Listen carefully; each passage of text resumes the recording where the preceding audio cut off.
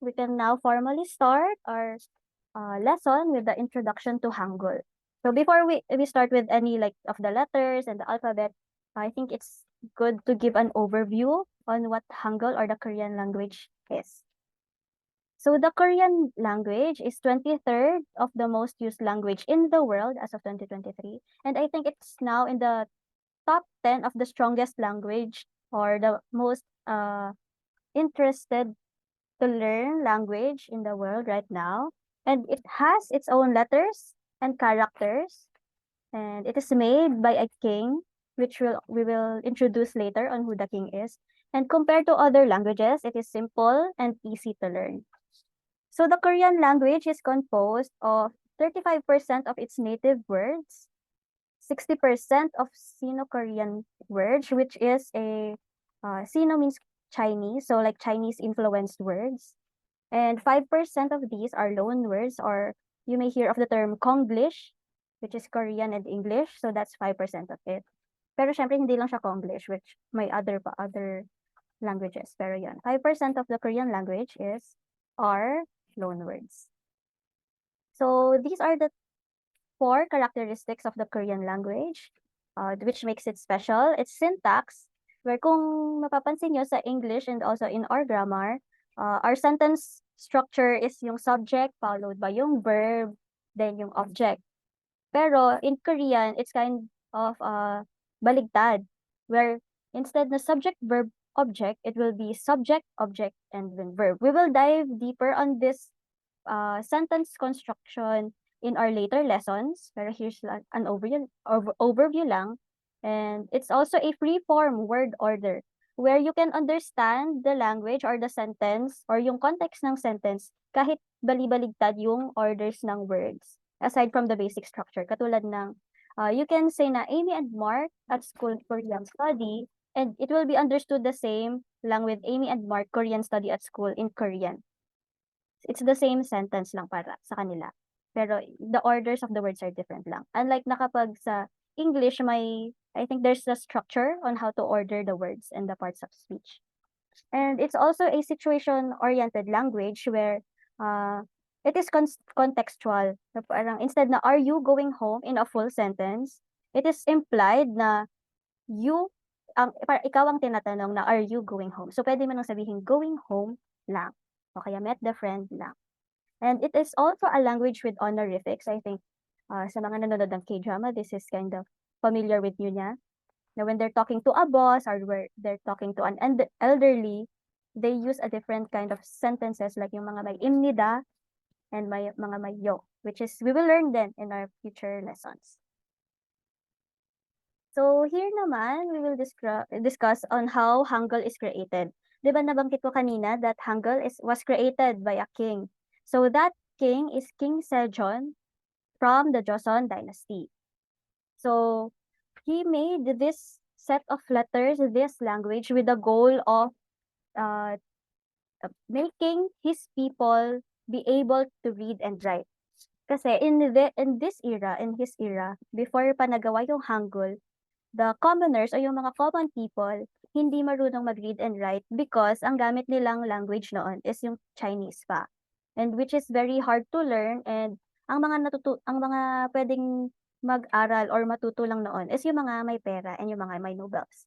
So, dahil ang goal nga ni King Sejong is matuto ang lahat and maging accessible ang writing system, binuo niya together with his organization na Jiphyonyeonjeon or Hall of the Weirdies, ginawa nila ang Hangul.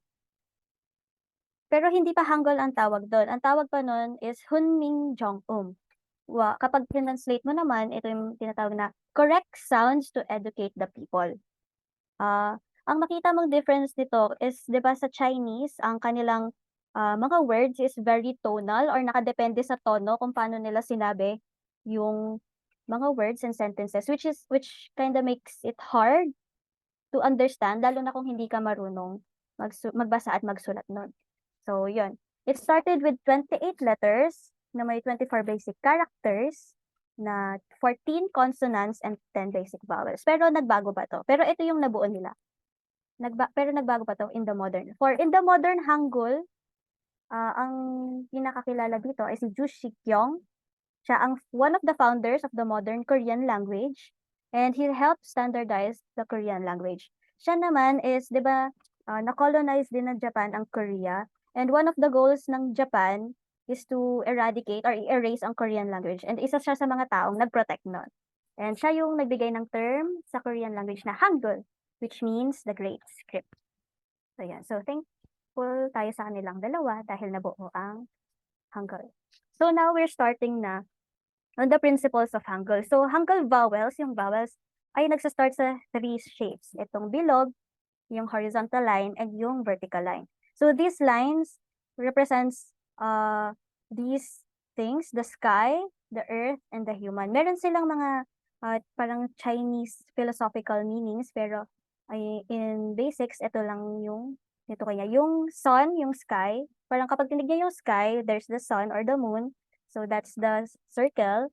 The earth, yung flat, yung parang plateau o yung flat surface ng earth kapag nasa view, that's the earth. And yung human na kapag nakatayo, ayan, which is neutral. So with these three shapes, mabubuo natin yung mga vowels in Korean. So dati, bilog siya, di ba? That represents the sky. So nung na-modernize na siya, magiging slight dash na lang siya sa gilid ng earth or human or sa taas ng baba. Taas or baba. So ayan, makikita natin dito yan. So makikita natin dito sa square na box yung three basic shapes ng vowels. Then makikita natin yung pinakamalapit do sa yellow box is tinatawag na first derived letters, or this is yung mga makikita natin mamaya, yung pinaka-basic na vowels nila. And yung mga second derived letters and is yung mga second forms nila. And dito nabuo yung mga vowels nila. So ayan. Ayan, makikita dito yung Korean vowels, pinaka-basic. Similar to the English language saka sa atin, ang vowels nila is A, E, I, O, at U. Ayan. So, yung 5, makikita natin. Kapag sinusulat siya, you can also practice kung meron kayong mga notebooks dyan or other writing materials, we can practice writing. Okay, so first for una nating sinusulat is yung vertical line. Ay, sorry. Ayan. Then yung dash na. So, kung makikita nyo dito, ito siya yung original form niya, which is yung circle. Ayan. This is yung A. Next is yung E, which is una naman yung dash, then yung dalawang lines. Kung marirealize nyo, ang pagkakasunod-sunod natin kung paano siya isulat is left to right din. So, ganun. Then yung E is like a single vertical line lang. Then O is yung mauuna ulit yung maliit na dash. Then, ayan. So, kapag vertical naman ang pagsulat, pababa ng order.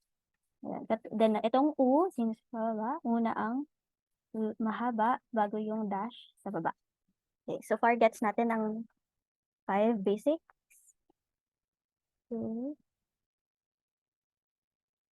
So, moving forward. So, ayan, a little activity muna to see if familiar na kayo. So, sige, isusulat ko, then try to answer. I think maganda siguro na parang paikot tayo. Like, una si Nicole, then si Jane, then si Daph. Then, ano lang, if you don't know, pwede naman tayo hindi magsunod-sunod. We can do like kung ano yung naalala nyo so far. So, para siyang bingo. Kunyari, ang naalala mo una, number 2. Sige, check natin yung number 2. Then, hanggang maubos. Okay. So, let's start with Nicole.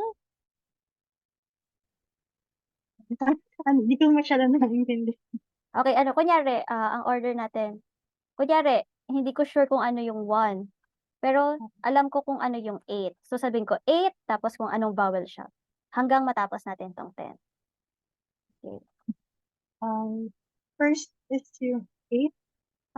Ikaw, depende. Sasabihin mo kung anong vowel yung naalala mo. Okay. Number 8? Yes. Tama. So, next then, naman, si Apple G naman po. Si okay. Next. First ba yung sasabihin ko na or another vowel? Another vowel or kung recognize E. mo din. Number 1, Number one. So, tama, yes. Okay, thank you. Next, Daph naman. Number 2. Number O. 2. Tama. Next, Nicole ulit. Um, ten, ten, 10. U, Tama. Next, 4. E. 4E. Tama. Thank you. Daph.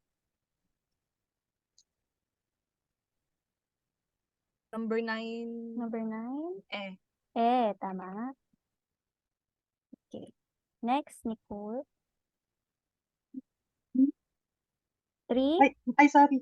6 is 6 I, is yes. E. Thank you, Apple Jane. Next. 3A. 3. Tama. Last 2, Daph. 5U. 5. And last, Nicole. O. Ayan. So far, so good naman. Since 5 pa sila. Ayan. Pero, since this is the basics, meron pa tayo yung iba't ibang variations ng vowels.